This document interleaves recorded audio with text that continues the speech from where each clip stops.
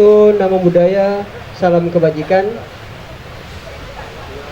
Saya ucapkan terima kasih banyak pada seluruh teman-teman yang sudah sempat hadir pada kegiatan kami pada sore hari ini. Saya mengucapkan mungkin yang pertama-tama adalah yang saya hormati, yang di sini sudah ada bersama kita para pemateri. Mereka adalah founder dari komunitas History Fun Walk Malang. Yang juga bersama kita juga di sini ada Ibu Ratna dari Museum Panji, dan juga ada beberapa teman-teman media serta teman-teman komunitas lain yang juga sempat hadir pada kegiatan kami di sore hari ini. Seperti kata pepatah, tak kenal maka tak sayang. Jadi perkenalkan, nama saya Muhammad Taufikur Rahman, bisa dipanggil Viko. Saya selaku project manager dalam kegiatan kali ini, yang dimana kegiatan kami ini merupakan salah satu dari berbagai banyak rangkaian kegiatan. Jadi pada hari Minggu lalu, di tanggal 22 Juni kemarin, kami sudah melaksanakan event yang bisa dibilang cukup besar, di mana kami melakukan walking tour dengan mengeksplorasi beberapa bangunan bersejarah yang ada di Kota Malang. Ada untuk bangunannya ada Hotel Salimar, terus ada Sekolah Kolase Santo Yusuf, salah satunya di Rumah Budaya Ratna ini juga, dan juga yang terakhir ada Frater School seperti itu. Dan sharing session kali ini ya, kita setidaknya bisa memberikan kesempatan kepada teman-teman yang mungkin belum bisa hadir dalam main event kami untuk bisa lebih mengenal seperti apa sih History Fun Walk Malang ini. Makanya yang menjadi narasumber, yang menjadi pemateri kita pada sore hari ini merupakan ketiga founder dari History Fun Walk Malang. Karena kita semua memahami bahwa di Kota Malang ini tidak hanya di balik modalitas yang ada, di balik keramaian yang saat ini terjadi, itu dulunya tersimpan sejarah, tersimpan budaya, yang dimana budaya salah satunya adalah budaya dan juga sejarah dari era kolonial. Kita bisa melihat betapa mewahnya kawasan Ijen, kita bisa melihat lorong-lorong pasar yang mungkin ada cerita di setiap sudutnya, dan begitu pun yang ada di Kota Malang. Karena saya memahami bahwa untuk mencintai sejarah tidak cukup dengan hati, karena hati bisa mati. Tidak cukup dengan pikiran, karena pikiran bisa lupa. Tapi cintailah sejarah dengan jiwa, karena dengan jiwa tidak akan pernah mati dan tidak akan pernah lupa. Seperti itu. Jadi izinkan saya izin menyampaikan mengenai rangkaian kita pada sharing session kali ini. Jadi mungkin sharing session kali ini mungkin akan saya buka dengan pertanyaan dari saya. Nanti akan dijawab oleh para pemateri kita pada hari ini. Terus nanti kita akan membuka sesi tanya jawab. Mungkin kita akan buka 3 orang dulu, nanti ketika masih ada waktu baru kita lanjutkan atau mungkin kita tambahkan. Begitu. Baik, mungkin saya izin untuk memperkenalkan pemateri kita pada sore hari ini. Yang pertama di sini ada Mas Nicholas Alessandro Putra. Di sini juga ada Mas Yeskil, dan juga yang di pojok sana ada Mas Han. Oke Mas, jadi mungkin ini pertanyaan pertama. Dan saya pikir ini akan menjadi pertanyaan bagi setiap orang yang mungkin baru mendengar atau mungkin baru mengetahui adanya History Fun Walk Malang. Di pertanyaan pertama adalah, sebagai founder dari History Fun Walk Malang, kira-kira apa yang melatar belakangi atau yang menjadi inspirasi utama dari mas-mas semua sehingga menginisiasi adanya komunitas ini? Sehingga menginisiasi adanya komunitas ini dengan konsep onward atau walking tour. Nah, siapa yang menjawab ini? Oh, Mas Yes, kalau gitu.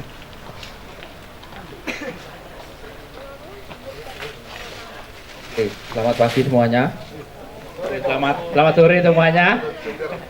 Oke, sebelum saya menjawab, mungkin saya mau menyapa beberapa senior dan teman-teman saya pada sore hari ini. Ini yang pertama ada Pak Budi Fatoni. Dan beliau merupakan salah satu senior terutama di bidang arsitektur dan cagar budaya, dan juga merupakan sosok di balik berdirinya Kampung Heritage Kayu Tangan, salah satu. Lalu di sebelahnya ada Pak Malik. Terus juga itu juga beliau merupakan salah satu senior saya. Lalu ada Pak Benny selaku owner dan pengelola Rumah Budaya Ratna. Lalu ada Bu Ratna dan Anggit, Mas Anggit. Ini selaku teman-teman dari komunitas ADIN Malang. Dan teman-teman semua sekalian yang hadir, saya ucapkan terima kasih. Oke, jadi mungkin saya mau bercerita mengenai sejarah di balik berdirinya komunitas histori Fanwok Malang. Jadi pada awalnya saya memiliki kebetulan saya tinggal di bangunan Belanda, bangunan kolonial, dan pada waktu SMA saya mulai penasaran sama sejarah dari bangunan tersebut. Nah dari situ akhirnya saya mendapat kenalan atau teman itu dari beberapa teman.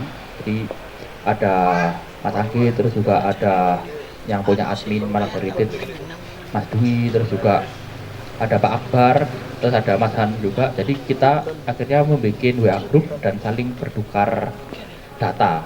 Jadi kita akhirnya hobi untuk mengulik data-data ini baik dari foto maupun dari arsip-arsip digital di web-web Belanda seperti itu. Itu mungkin saya awal menyukai itu mungkin sekitar tahun 2018-an. Nah, lalu dari situ akhirnya kita punya data cukup banyak. Kami memiliki data cukup banyak dan akhirnya saya mengajak Mas Han dan Mas Ocin untuk membuat komunitas. Jadi kenapa kok kita bikin komunitas ini? Jadi karena kita punya data banyak, kita ingin men-sharing, ingin berbagi data yang kita punya kepada teman-teman sekalian. Tapi pada saat itu kita mencari ide bagaimana data itu tidak hanya disampaikan secara verbal, tapi juga teman-teman bisa mendapatkan experience. Jadi teman-teman bisa menikmati dan bisa merasakan gimana sih kondisi bangunan atau suasana bangunan tersebut. Dari situ akhirnya kita membuat walking tour. Jadi kita berdiri pada bulan Mei tahun 2023. Dari situ kita akhirnya berjalan seiring berjalannya waktu dan kita sekarang di Malang sudah ada sekitar 12 rute. Jadi 12 rute untuk mengelilingi area bangunan-bangunan kolonial yang ada di seputar Kota Malang. Mungkin seperti itu sih gambarannya. Mungkin dari Mas Han ada tambahan? Oke, baik. Jadi teman-teman mungkin akan saya tambahin sedikit ya. Kenapa kok kita pilihnya itu fun walk atau jalan kaki ya. Jadi kita tahu lah orang-orang Indonesia ini kan terhitung yang paling males untuk jalan kaki. Nah itu salah satunya kita memilih untuk terjun langsung ke lapangan dengan kita mengambil tema yaitu fun walk. Jadi kita bisa sehat juga belajar seperti itu. Jadi kita kadang juga kalau jalan kaki itu kalau masuk gang itu kita selalu nemu sesuatu. Apalagi kalau kita masuk ke kampung-kampung lama. Jadi banyak bangunan-bangunan yang tersembunyi lah di sana. Jadi apa itu namanya hidden gem ya, kalau anak Gen Z bilangnya seperti itu. Itu mungkin cukup itu. Mas Ocin mau ditambahin Mas Ocin?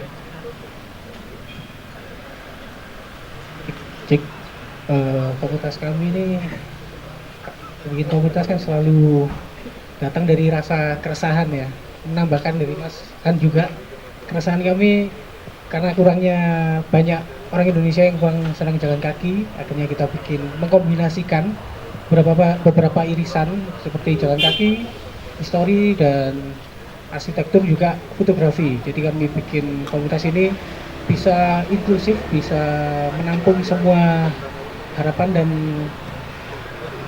keinginan teman-teman. Jadi ada yang demen jalan kaki tapi nggak seneng histori masih bisa ikut. Orang ada yang seneng foto-foto tapi nggak suka jalan kaki nggak bisa ikut karena kan kita fokusnya di jalan kaki ya. Jadi kita datangnya komunitas kan selalu datang memang dari rasa resah. Kita suka sejarah, kita suka jalan kaki, akhirnya kita kombinasikan jadi Story Fun Walk Malang. Sesuai tagline kita Mas ya. Tagline-nya apa Mas Han? Mas, yes? Let's learn history with fun. Oke, jadi tagline-nya itu Let's learn history with fun. Gitu. Jadi seperti kata Soekarno yang mengatakan jas merah, jangan lupakan sejarah. Dan juga dari pemaham, kalau misalnya tadi kita mendengar dari cerita ketiga founder dari Histori Fanwok Malang ini, bahwa salah satunya mereka berangkat dari keresahan. Terus mereka itu juga tidak sendiri dalam membangun komunitas ini. Ada berbagai banyak pihak tadi yang sempat disebutkan sama Mas Yaskil. Berarti dengan itu kita bisa memahami bahwa untuk bisa berkembang, untuk bisa tumbuh bersama, tidak bisa dengan berkompetisi, melainkan dengan kolaborasi dan juga sinergi. Gitu, apalagi dalam sejarah. Karena kita melihat bagaimana fenomena yang ada, anak-anak muda sekarang lebih memilih mungkin untuk mengikuti apa yang ada di luar daripada apa yang pernah ada di dalam. Seperti itu. Nah, juga tadi yang sempat dijelaskan sama Mas Han mengenai bahwa orang Indonesia saat ini itu kurang suka dengan berjalan kaki. Nah, itu akan masuk ke pertanyaan kedua saya, Mas. Begitu. Nah, kira-kira kenapa harus berjalan kaki, Mas? Maksudnya kan mungkin yang selama ini kita pahami dalam mengenalkan sejarah itu bisa dengan pameran, atau enggak bisa dengan sekolah di kelas aja, atau enggak bisa dengan datang ke museum. Nah, kira-kira apa yang membuat Histori Malang ini kepikiran untuk on walk, jalan kaki begitu? Dibanding dengan metode-metode yang lain seperti itu. Ya mungkin seperti itu, Mas.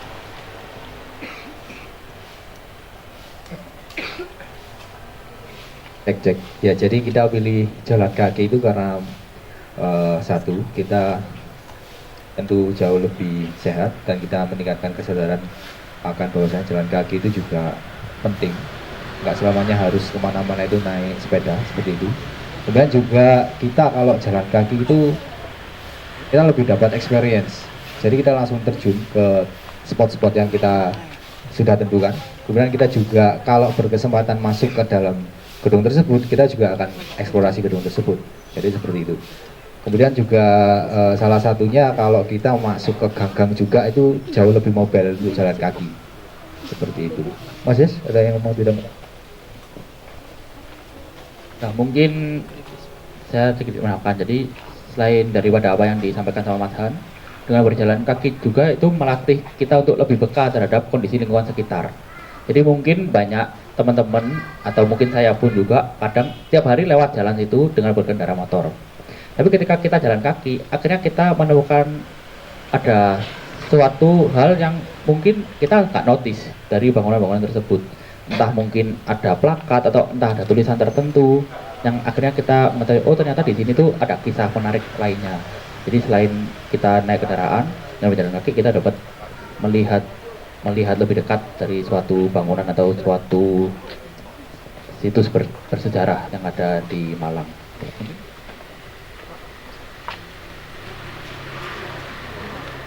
Oke, berarti jawabannya adalah jadi ternyata teman-teman dari komunitas Histori Palung Malang ini tidak hanya fokus untuk bisa mempelajari sejarah aja, hanya bagaimana jalan cerita dari awal hingga pada saat ini, tapi melainkan juga agar bisa menumbuhkan kepekaan terhadap lingkungan. Bagaimana juga kalau misalnya kita memahami bahwa mengenai isu lingkungan saat ini sudah menjadi lumayan salah satu hal yang sangat difokuskan oleh beberapa pihak, dan juga mengenai kesehatan, apalagi di mana Histori Palung Malang ini awal berdirinya pada tahun 2023, Mas ya. Nah, itu kan tepat sekali setelah pandemi Covid. Gitu, yang dimana kenapa orang Indonesia satunya gampang terserang karena kita kurang untuk bisa menggerakkan badan, kurang olahraga dan segala macamnya. Dan itu yang dilihat oleh teman-teman, oleh mas-mas Histori Palung Malang untuk bisa membuat konsepnya biar berbeda daripada yang lain. Seperti itu. Nah, untuk pertanyaan saya yang ketiga, Mas. Mungkin pertanyaannya, kan Histori Palung Malang kan sudah berdiri dari tahun 2023 hingga saat ini. Itu artinya sudah mau 3 tahun lebih, begitu. Nah, kira-kira ada berapa rute sih, Mas, yang dimiliki oleh Histori Palung Malang ini? Nah, dan kira-kira dalam menemukan rute atau mungkin membuka rute yang baru itu, kira-kira ada tantangan nggak? Kira-kira? Karena kan setahu saya kita kan melewati beberapa kawasan, dan mungkin itu salah satu kawasan yang padat juga. Nah, itu kan pasti mungkin apakah koordinasi dengan masyarakatnya seperti apa dan segala macamnya itu kan pasti diperlukan. Nah, mungkin seperti itu, Mas, kalau dari saya. Oke, jadi sejauh ini kita sudah ada sekitar 12 rute di Histori Palung Malang. Jadi kita ada area Popland 1, jadi area sekitar daerah sini, daerah Klojen. Jadi Bauplan itu apa sih? Jadi mungkin teman-teman yang nggak tahu Bauplan, jadi Bauplan itu merupakan perluasan tahap ruang kota Malang. Ruang kota. Jadi kalau suatu kota akhirnya dijadiin kota praja oleh Belanda, biasanya mereka membangun Bauplan untuk menunjang fasilitas-fasilitas mereka. Jadi di Malang itu terbangun 8 Bauplan dari tahun 1917 sampai 1940-an sebelum Jepang datang.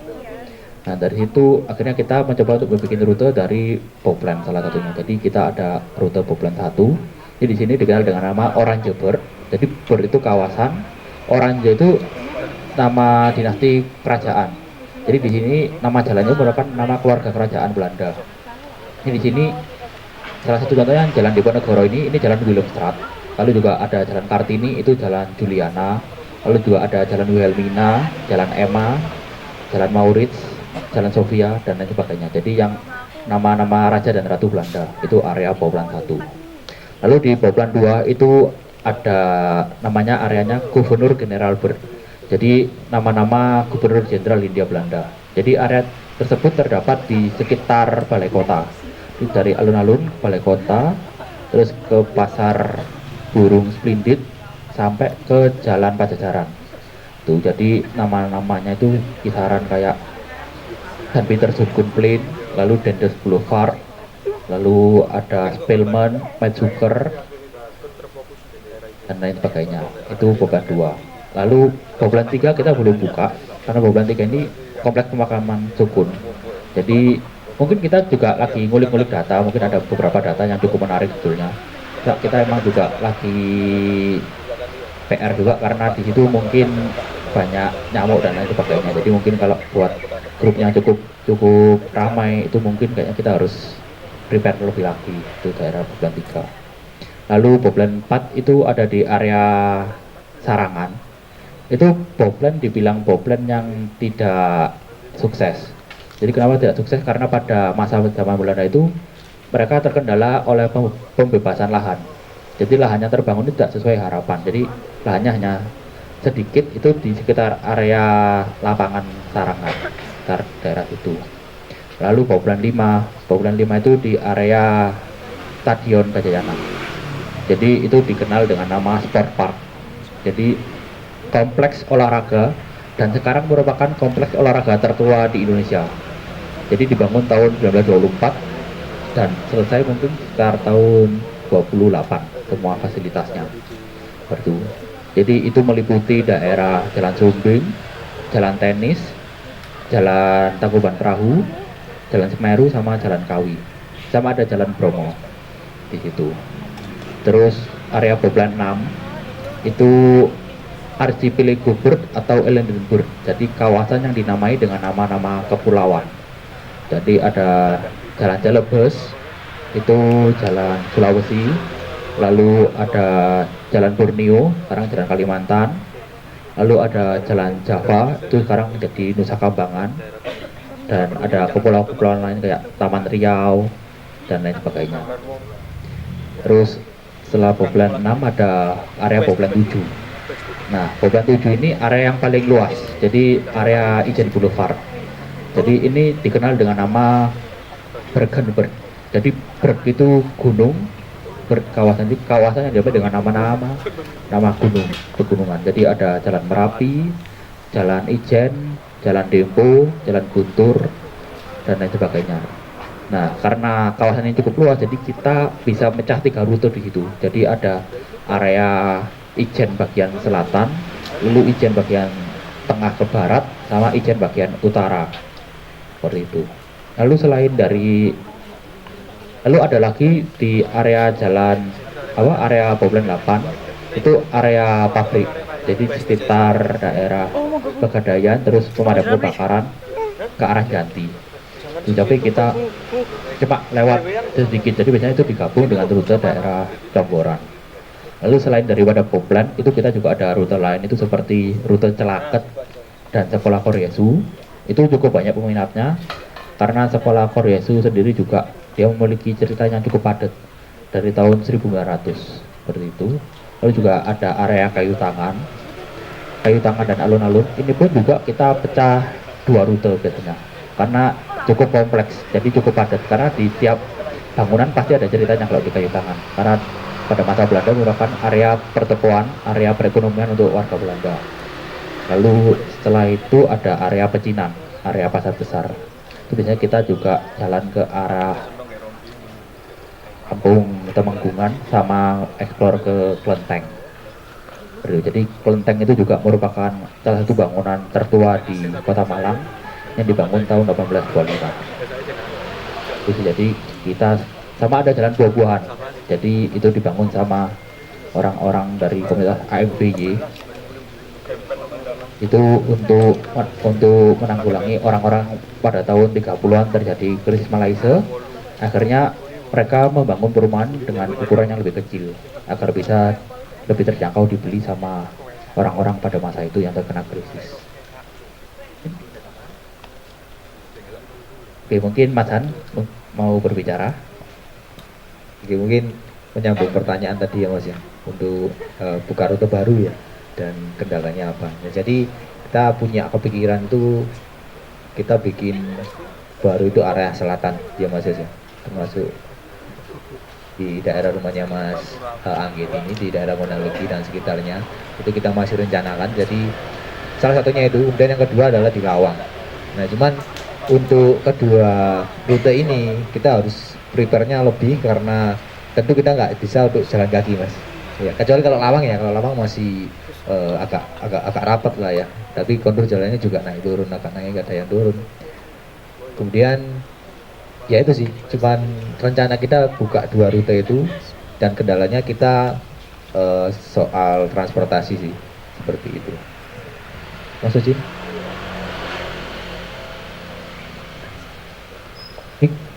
Untuk kendalanya sih biasanya sih kita kalau ada gedung-gedung tua yang kebetulan sudah dikelola pemerintah, kendalanya ada di izin Mas Yesa.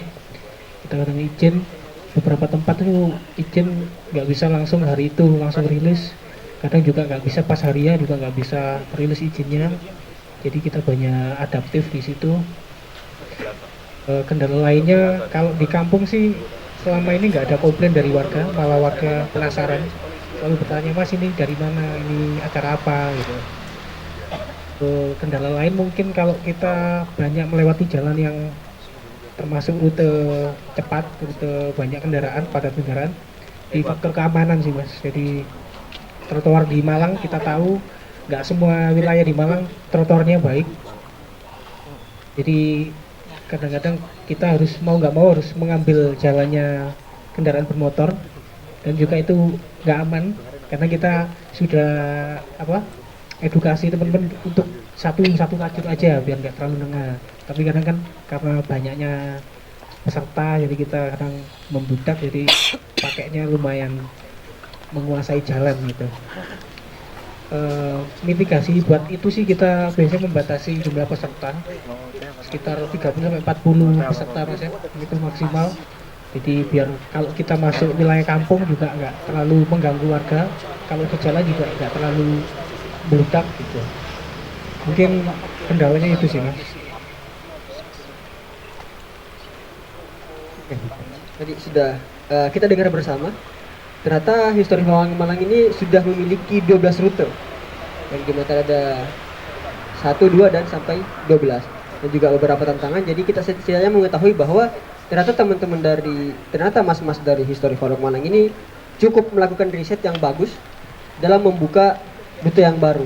Dan itu tidak hanya dari riset dari dari sini saja, tapi katanya sampai website Belanda juga Mas ya. Jadi risetnya sampai ke media-media Belanda, buku-buku Belanda, kalau nggak salah sampai nota-nota gitu Mas ya. Begitu. Dan itu saya pikir cukup menarik juga ternyata. Ternyata sedetail itu dari mas-mas dari Histori Malang ini untuk bisa memperkuat, untuk bisa memperbanyak data yang mereka miliki. Seperti itu. Nah, mungkin untuk pertanyaan dari saya itu dulu, Mas. Mungkin mari kita coba dengarkan pertanyaan dari audiens kita yang sudah hadir. Ya, kita berikan kesempatan untuk 3 orang dulu. Gitu. Mungkin ada yang ingin bertanya? Teman-teman? Oh ya, Ibu.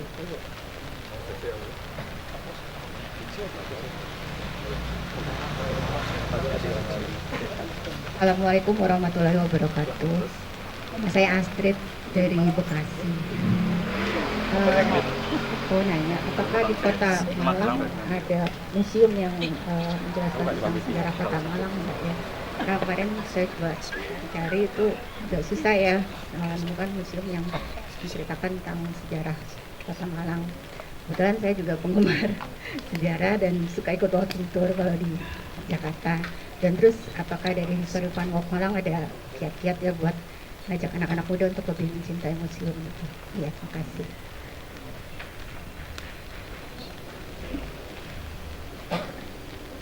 Oke, jadi kita sudah mendapat mungkin satu pertanyaan dulu nanti dijawab, terus nanti lanjut ke pertanyaan kedua. Oke, jadi tadi ada satu pertanyaan dari Ibu Astrid. Tadi pertanyaannya dua.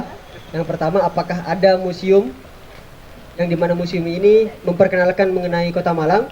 Dan juga pertanyaan kedua, apa giat-giat yang dilakukan oleh komunitas History Fun Walk Malang untuk mengajak anak-anak muda agar lebih mencintai museum? Begitu, mungkin bisa dijawab langsung. Oke, jadi untuk menjawab pertanyaan apakah ada museum yang membahas tentang sejarah di Malang, itu kalau di Malang Kota itu kita ada dua museum yang saya ketahui. Jadi yang pertama Museum Brawijaya, itu ada di Jalan Ijen, itu isinya kebanyakan tentang militer. Jadi waktu zaman agresi kebanyakan, jadi waktu zaman era Kenil, tentara Kenil, lalu tentara Jepang, lalu ada peta, PKR, TGP, dan akhirnya jadi merdeka jadi TNI.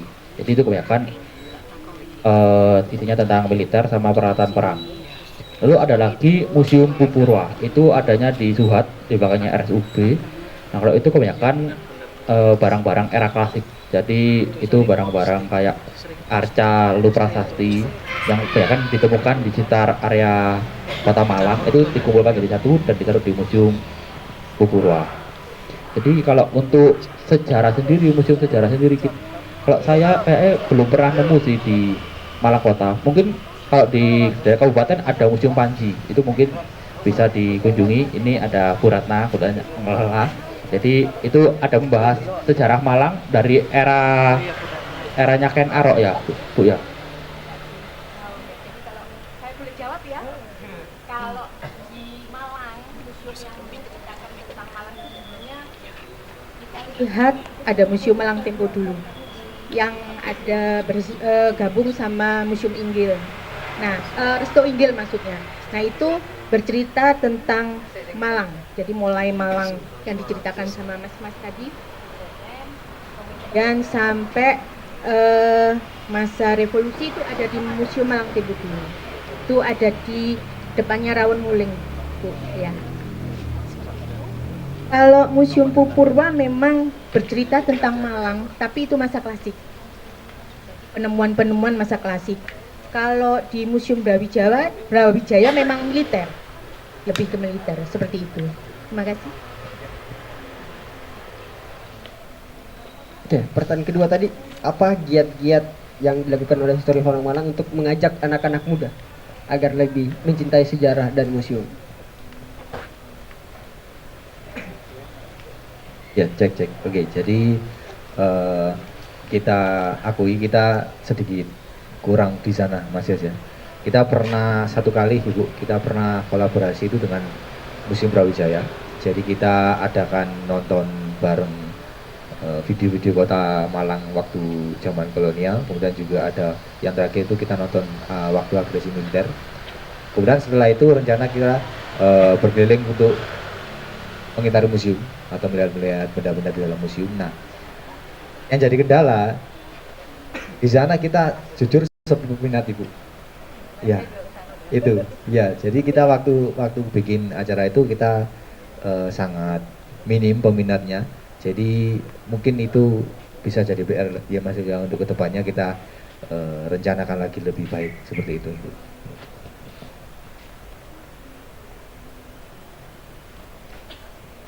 Ya, kalau kita giatnya sejarah dan museum itu, mungkin kita belum pernah nyoba sih ya, walking tour sekaligus ke museum ya. Karena juga museum di Malang yang membahas spesifik sejarah nggak banyak, nggak kayak di kota Surabaya. Dan juga kalau dari Bu Natali bilang ada Malang Tempo Dulu, itu nggak semua tahu karena bukan punyanya pemerintah. Kurangnya publikasi dari pemerintah juga menjadi halangan buat kaum muda tahu museum-museum itu mana. Jadi mungkin kiat kita mungkin rencananya bikin walking tour sekaligus ke museum. Jadi tetap, karena museum itu memang membosankan, belakangnya diem semua. Kalau walking tour kan kita ada interaksi, ada kiatnya kita mungkin akan eksplor di kawasan Ijen sekaligus nanti tetap membahas ke Museum Brawijaya gitu loh. Ya, dan mungkin juga salah satu giat yang dilakukan oleh Mas mahasiswa di Kota Malang ini adalah berkolaborasi dengan teman-teman dari Asteria Kreatif. Kita kemarin sudah sempat menyelenggarakan dengan berkolaborasi dengan beberapa komunitas juga, yaitu dengan melaksanakan event menjarah, kita bahasakannya menapak sejarah kolonial, makanya namanya menjarah. Jadi menjarah itu singkatan, kepanjangannya menapak sejarah begitu.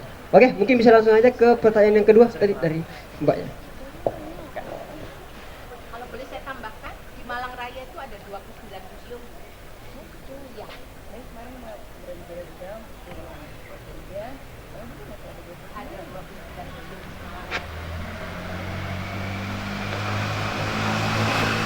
Oh, nama saya Echa dari Bandung. Kan aku mau nanya nih, katanya kan banyak samanya Malang sama Bandung.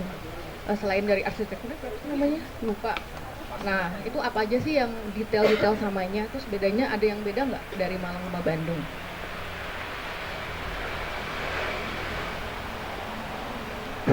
Oke, jadi pertanyaan dari Mbak Eca tadi. Nah, sepertinya dua penanya kita pada hari ini sepertinya dari kota-kota yang jauh semua. Nah, saya pikir mungkin langsung saja dijawab, Mas. Oke, jadi sependek sepengetahuan kita, ya karena kita juga belum ke Bandung, Pak. Jadi mungkin next kawan-kawan kita main-main ke Bandung biar lebih tahu ya. Jadi sependek yang kita tahu itu Bandung dan Malang memang yang paling menonjol itu karena memang si desain kotanya atau penata kotanya kan sama, yaitu si Bapak Thomas Carson, Herman Thomas Carson.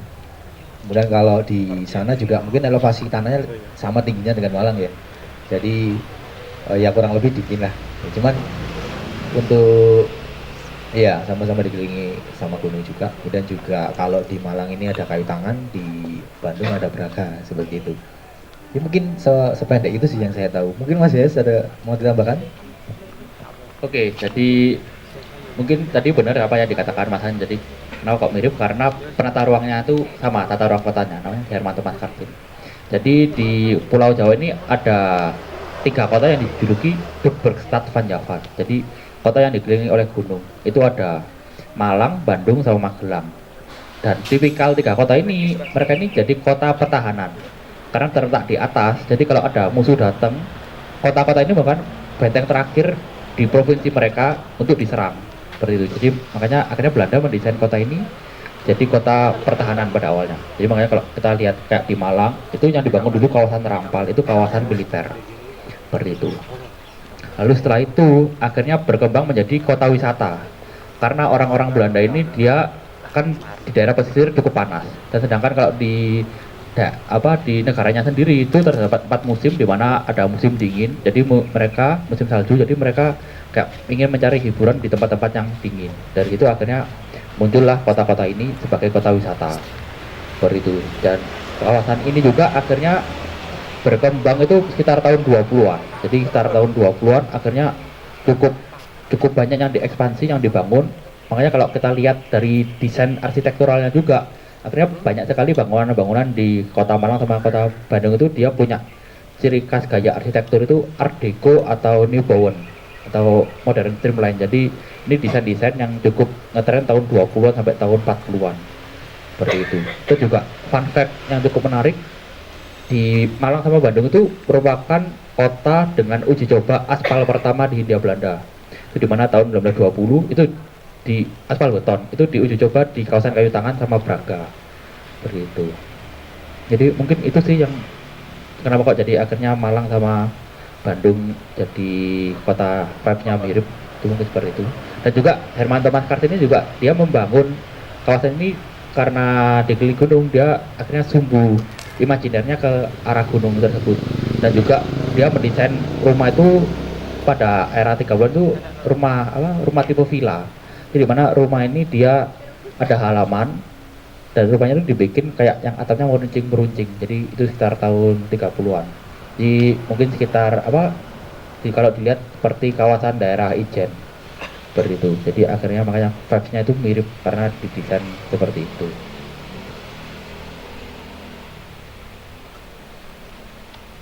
Nah, mungkin seperti itu. Mbak, apa mungkin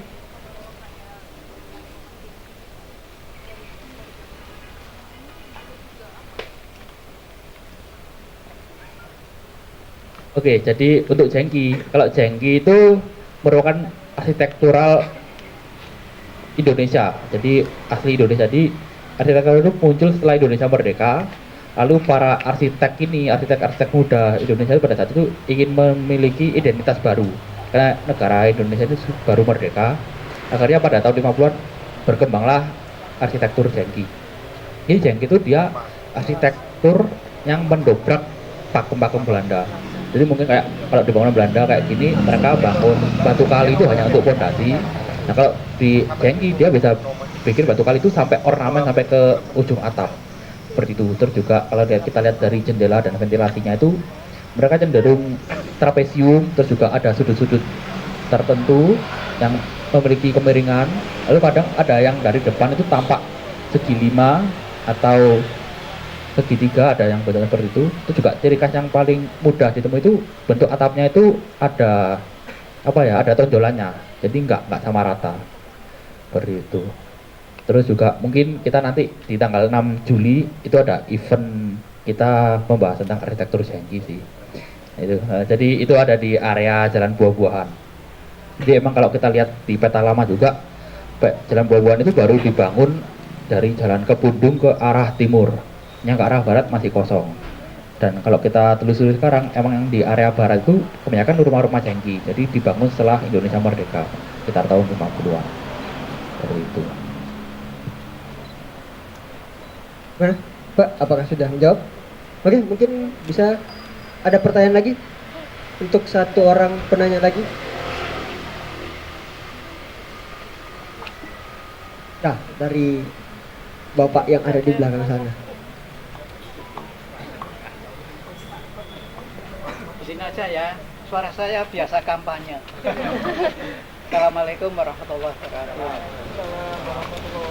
Saya sengaja untuk hadir bukan hanya karena diundang Mas Malik ya, tapi karena memang ini bagian dari regenerasi yang saya tunggu-tunggu sejak tahun 2005. Sudah lahir ya? Sudah ya. Ada yang belum, ada yang sudah. Saya boleh membuka sejarah lama ya, sejarah pergerakan mahasiswa saya. Tanggal 21 Januari 2002 itu sekumpulan mahasiswa arsitektur Malang Raya itu mendemo wajah balai kota. Karena fasadnya, ini bahasa arsitektur ya, fasad bangunan balai kota itu dirubah.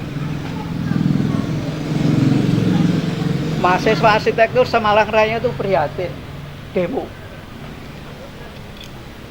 Ternyata salah satu pemborongnya itu teman saya, dosen. Dipanggil sama rektor saya, langsung diberhentikan dengan tidak hormat. Ini menjadi bagian dari, pakai ini ya? Iya. Ya mudah-mudahan, masa usia saya ini baru 65 soalnya. Jadi kalau sudah kumpul sama generasi muda kayaknya 17.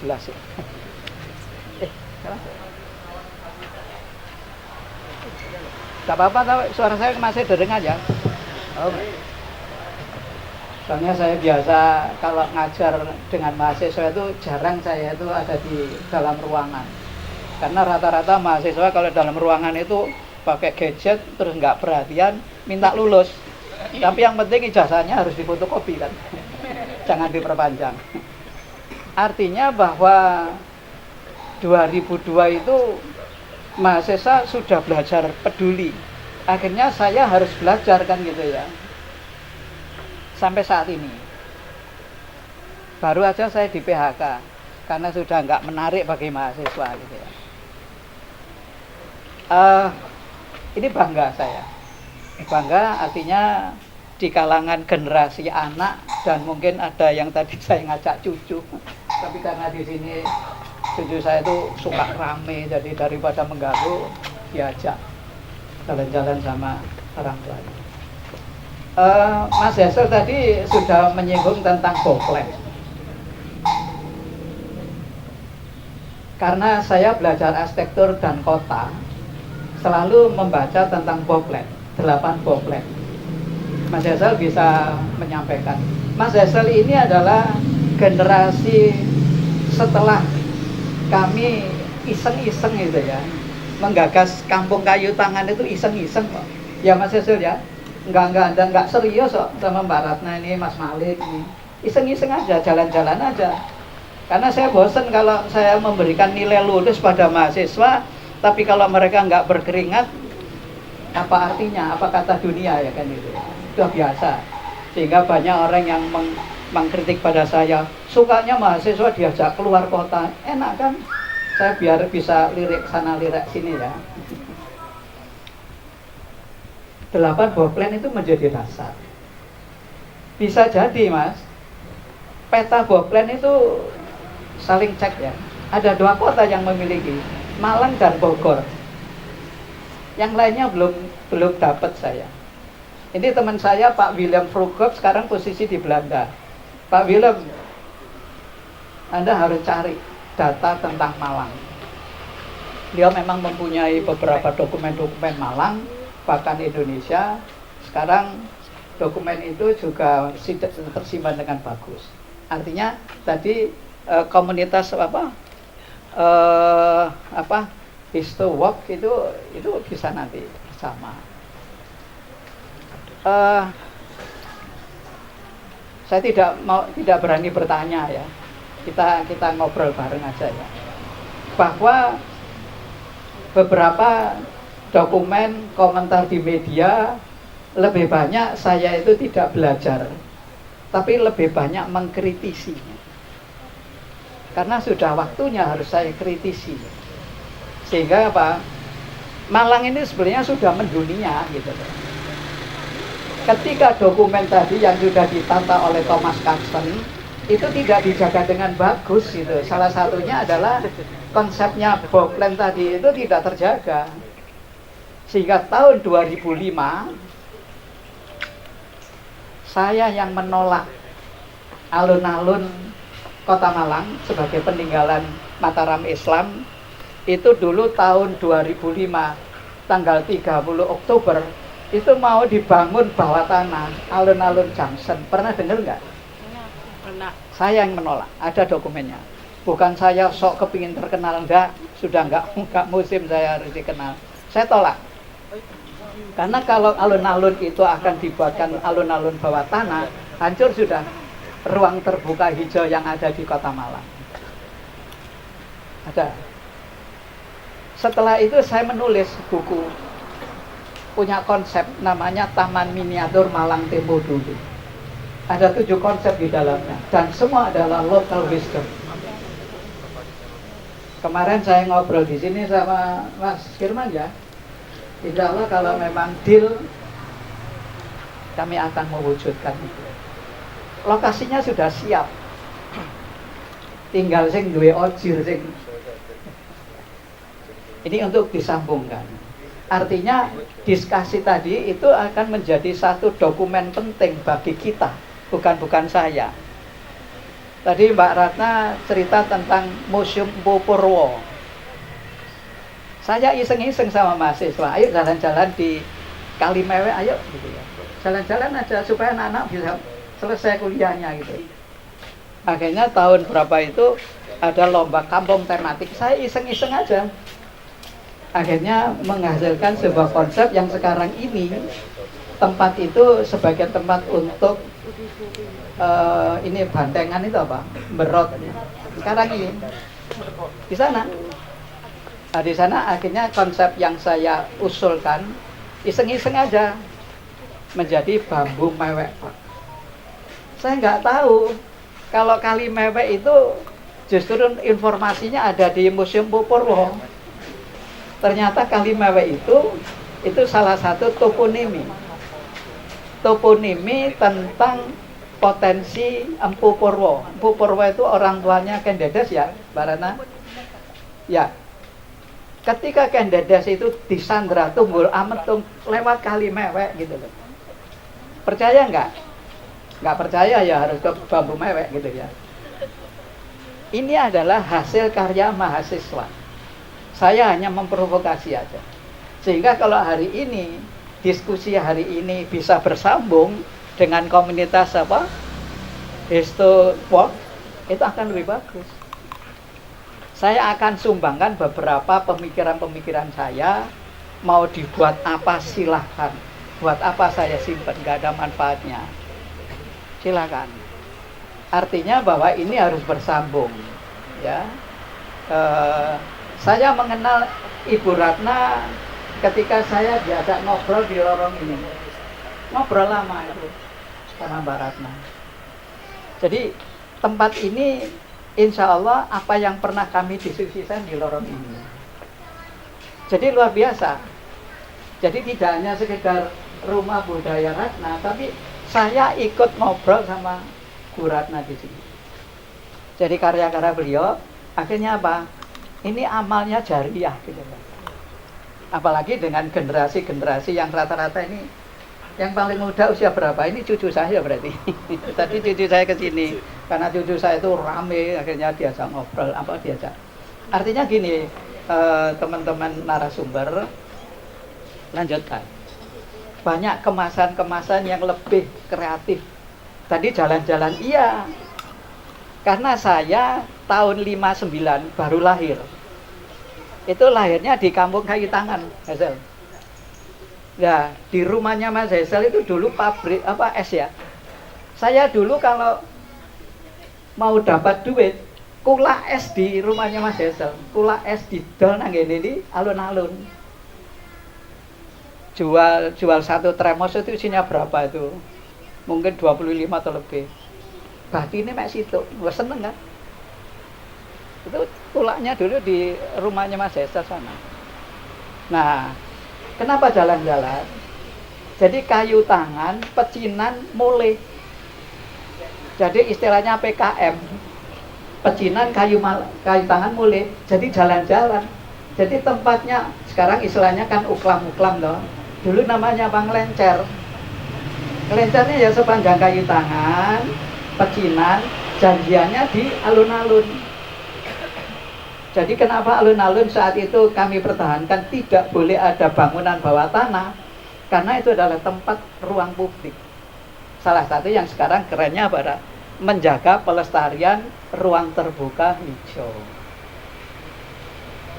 Jadi kalau teman-teman mau mengkaji lebih jauh lagi, sekarang ini penulis Serba Tempo dulu Pak Dukut itu lagi menulis tentang proses menulis kayu tangan tempo dulu. Sekarang lagi berproses.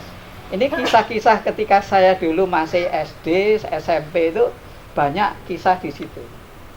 Jadi sekarang kembali lagi dengan komunitas ini jangan sampai berhenti. Silakan. Kampung Kayu Tangan itu iseng-iseng kok. Iseng-iseng.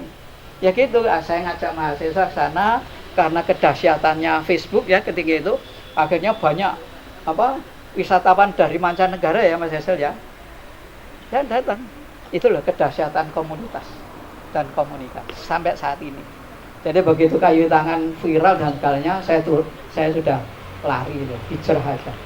Karena masih banyak kota-kota di Malang, di Jawa Timur yang harus kami dampingi. Nah, ketika itu saya bajunya itu ya kampus, ya juga tim ahli cagar budaya. Nah, sekarang saya dengan teman-teman diminta oleh Kabupaten Sidoarjo untuk menjadi tim ahli cagar budaya. Ngurusi makam, lah saya takut kalau ngurusi makam. Karena tidak pernah kami itu, keluarga besar kami itu kan dari Pangeran Honggokusumo ya. Tapi kami tidak pernah makamnya Hongkokusumo itu diapakan, itu nggak usah. Cukup makam Gribek. Jadi kembali lagi, terutama dari Anda semuanya, kalau memang butuh informasi tentang ini dan itu, siap, silakan untuk dikembangkan.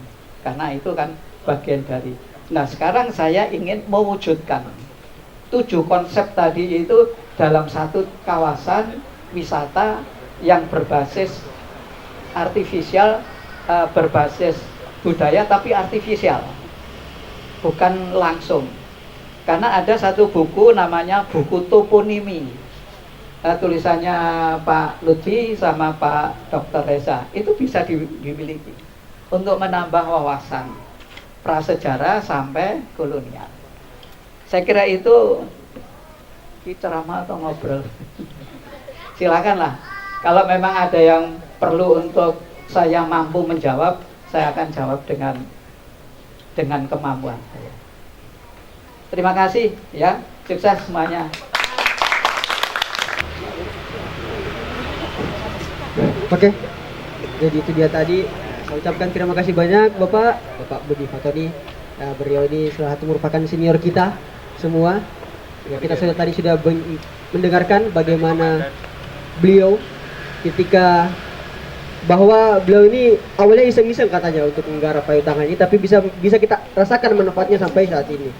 Itu menjadi sebuah pembelajaran juga bagi kita, apalagi mahasiswa, bahwa meskipun kita hobi ngopi atau meskipun kita hobi nongkrong dan segala macamnya, tapi setidaknya tetap ada hal-hal positif atau tidak ada hal-hal yang berprogres begitu bagi kita yang kira-kiranya akan bermanfaat bagi orang. Seperti yang sempat dijelaskan tadi sama Bapak Budi Fatoni, bagaimana beliau memperjuangkan hak-hak, bagaimana beliau memperjuangkan ruang publik dan juga ruang terbuka hijau yang dapat kita rasakan manfaatnya sampai sekarang ini. Oke, mungkin karena untuk mempersingkat waktu, mari kita lanjut ke acara selanjutnya. Jadi kita akan memperkenalkan sedikit karya yang dimana kita berkolaborasi dengan komunitas Onco Skate dan juga Skate Ndek Kono. Jadi oke, mungkin dijelaskan langsung Mas Yes, kira-kira ini apa aja sih?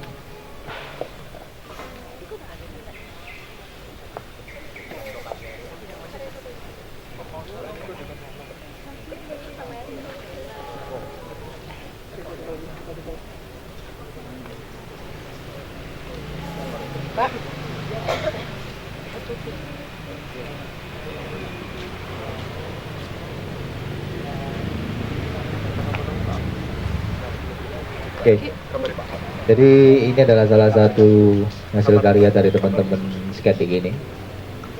Sama apa lagi sebenarnya?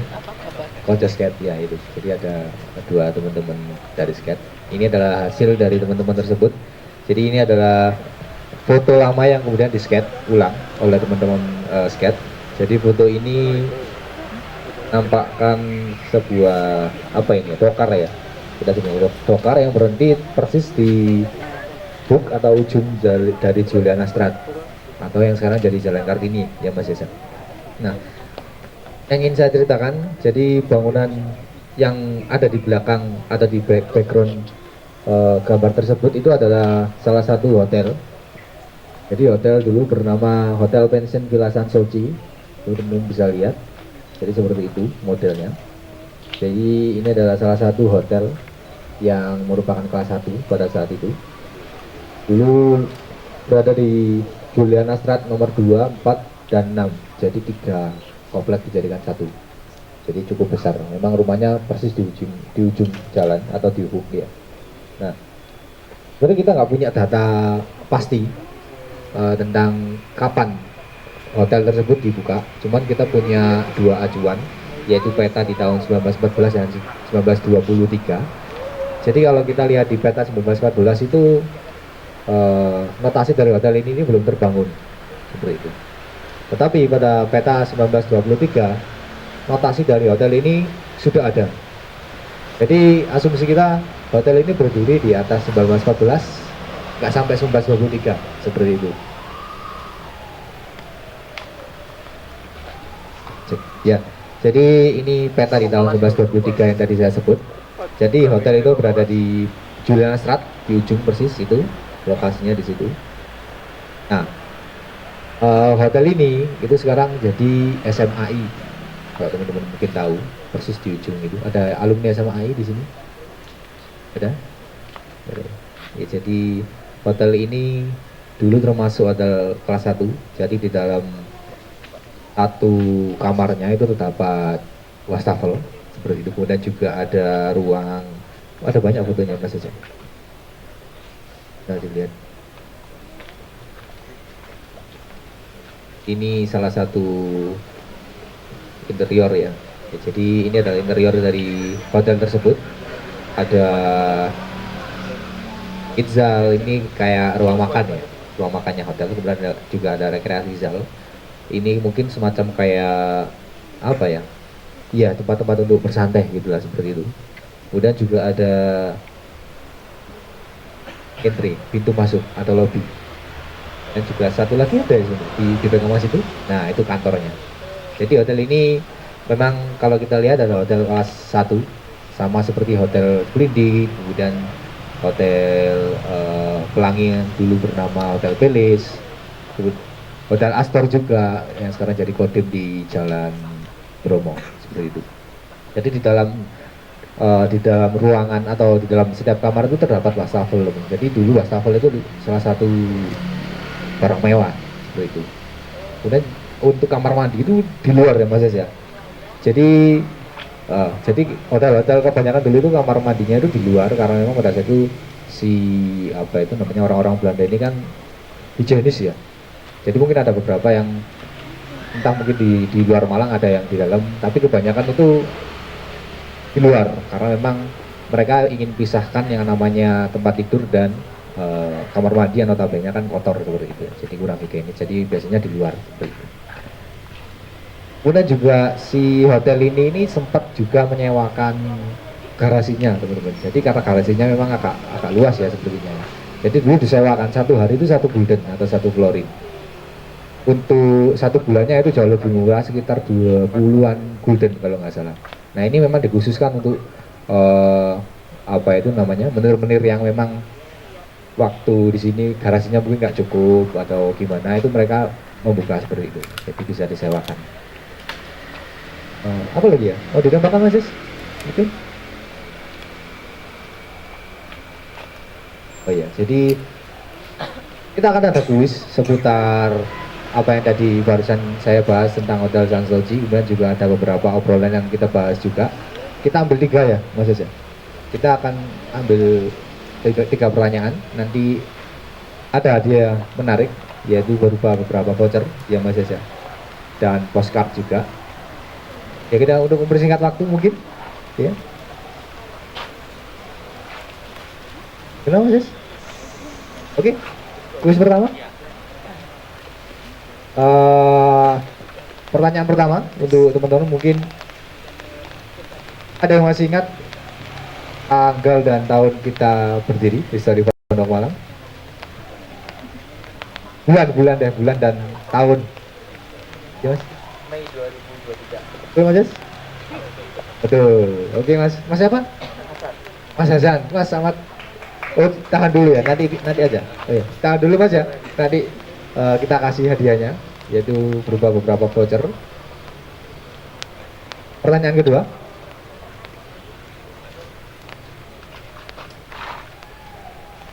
Oke, jadi kita tadi kan ada 12 rute. Mungkin teman-teman bisa sebutkan 3 rute selain area Bowflat.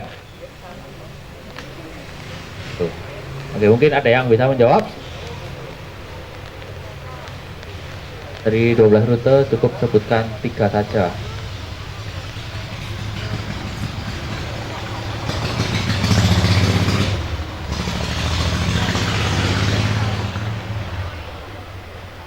Oke, mungkin kalau Bowflat boleh, tapi sebutkan areanya. Bird-nya itu apa? Kawasannya apa? Itu. Itu. Areanya aja mungkin boleh areanya.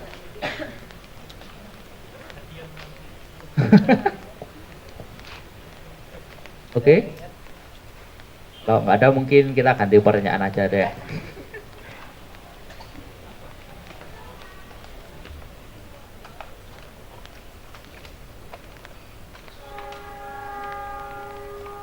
Oke, jadi kan tadi ada hotel yang tadi kita jelaskan yang berada di Jalan Juliana.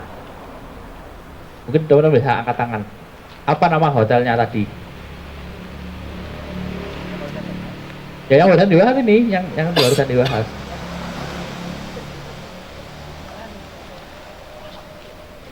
Ya? Yang tahu? Oke, mungkin Bu Ratna mau jawab, silakan. Ya benar, Hotel San Suci. Oke, beri aplaus untuk Bu Ratna.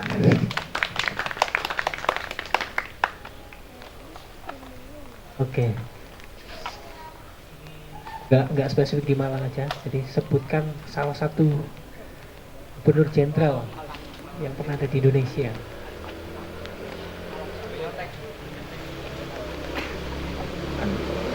Nama Gubernur Jenderal Hindia Belanda, terserah periode tahun berapa. Ya, benar. Nama lengkapnya mungkin?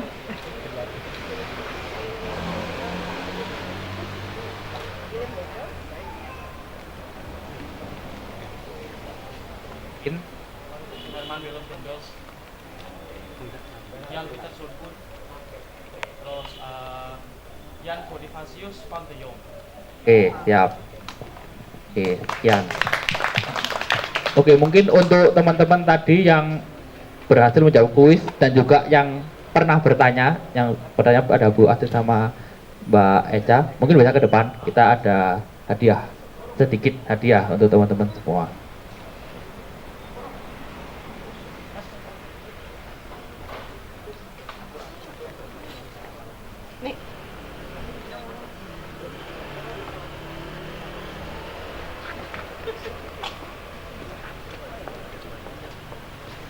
Mungkin untuk Pak Budi Fatoni bisa ke depan juga. Sik payu. Sik payu ta. Sik.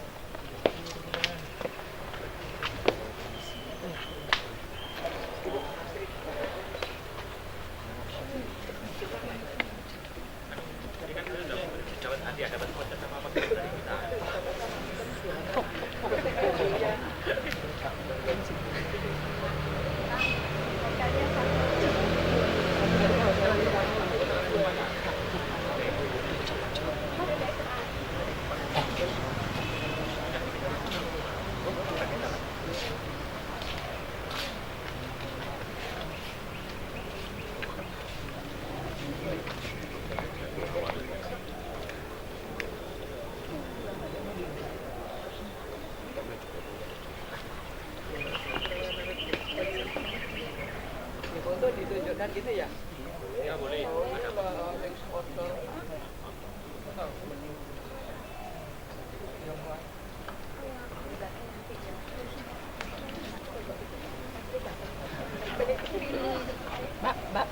Oke, mungkin buat teman-teman mungkin kita bisa foto bareng dulu di sini.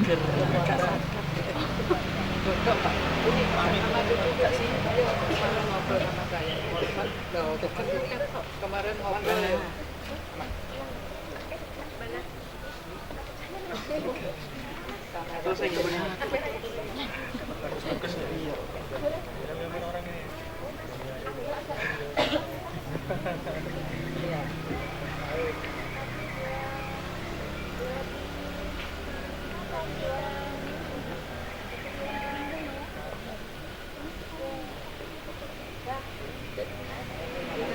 Oke, tahan dulu, mungkin kita mau foto ramean nih. Jadi buat semua teman-teman yang sudah hadir, mungkin kita bisa di mana? Di depan sini. Mungkin bisa agak maju. Di sini. Oke, mungkin kita bisa foto dengan background rumah.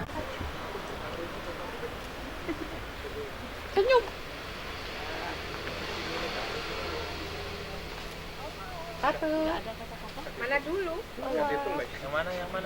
Nggak ada jargonnya. History. History. Lihat. Lihat jargon history.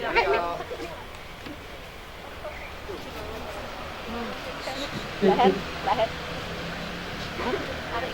Tik tik. Oke baik teman-teman, jadi kalau saya bilang history Fun Walk Malang, teman-teman bisa sambung dengan Let's Learn History with Fun. Bisa ya? Siap? Oke, 1, 2. History Fun Walk Malang. Let's learn history with fun. Ulang lagi. Tangannya di mana? Bebas. Kita dulu. Jangan gini, Bu. Siap, kameramen, aman? Lagi. Kita ulang ya teman-teman. History Fun Walk Malang. Let's learn history with fun. Halo pemirsa Pagak TV Kota Malang. Perkenalkan, nama saya Muhammad Taufikur Rahman selaku Project Manager dari kegiatan sharing session pada kali ini, yang dimana kegiatan sharing session ini kita mengambil tema mengenal Kota Malang di era kolonial. Jadi pada kesempatan kali ini kita berkolaborasi dengan History Fun Walk Malang dan Rumah Budaya Ratna sebagai wadah ya tentunya untuk melaksanakan event kita. Jadi kegiatan sharing session ini merupakan salah satu dari rangkaian acara kami, yang dimana main event kami itu pada tanggal 22 Juni kemarin di hari Minggu juga kami sudah melakukan main event, dan sekarang sudah melakukan yang namanya pasca event. Dan juga pasca event ini kita buka dengan sharing session agar apa? Agar bisa memberikan kesempatan kepada teman-teman yang mungkin belum sempat untuk ikut di main event, setidaknya bisa ikut di pasca event. Tapi dengan tetap kita mengajak beberapa komunitas yang lain untuk bisa berkolaborasi, karena kita meyakini bahwa untuk menjaga sebuah sejarah tidak bisa dengan berkompetisi, melainkan dengan sinergi dan juga kolaborasi. Jadi pada kesempatan kali ini kita berkolaborasi dengan komunitas lukis skate gini sama Konco Skate. Jadi teman-teman bisa melihat live lukis skate langsung di Rumah Budaya Ratna gitu, seperti itu. Dan Ya, mungkin cukup sekian yang dapat kami sampaikan, kurang dan lebihnya mohon dimaafkan. Syukran, sekian. jangan lupa kepoin Instagram kita di Asterial Kreatif atau Instagram.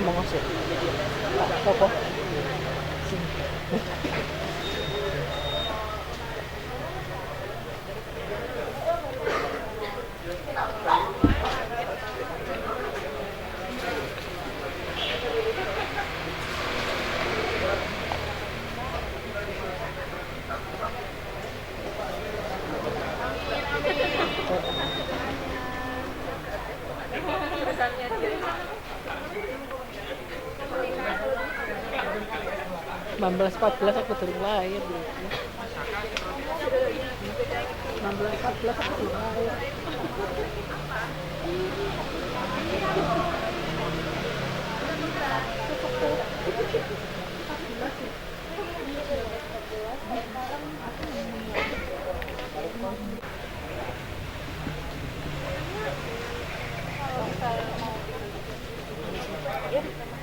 Iya ada.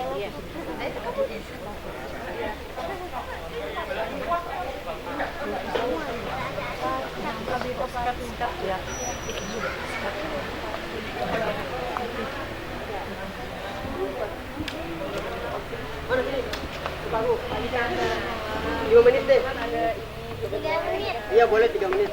Dia 1 menit. Beneran ya? Apa? Aku lihat dulu. Bukan lupa biasa.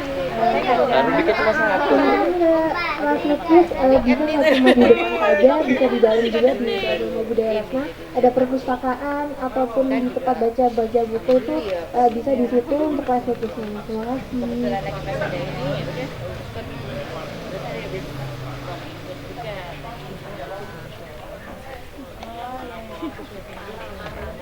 Kau bawa lo ya. Kau bawa.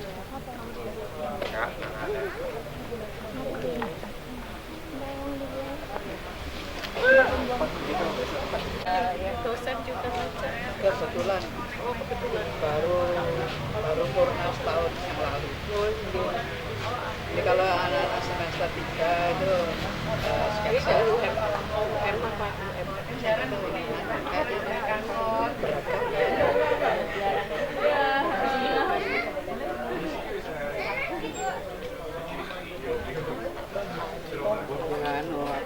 Bisa menjadi bagian kreativitas bisa,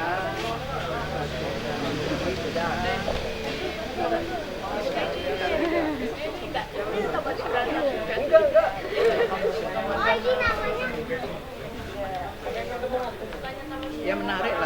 juga anak-anak generasi ini bisa sejarah kayu tangan itu kan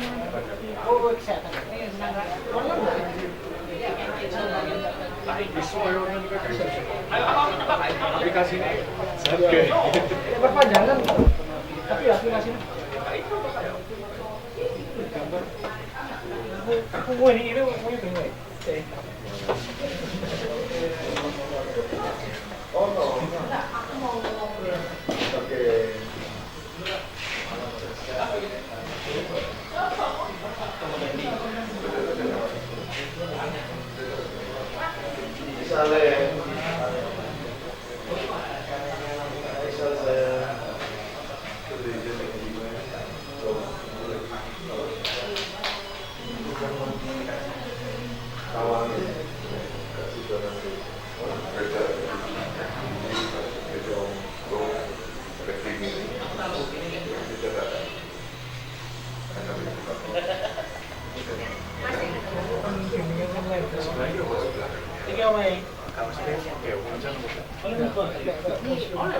cerita mulai dari awal.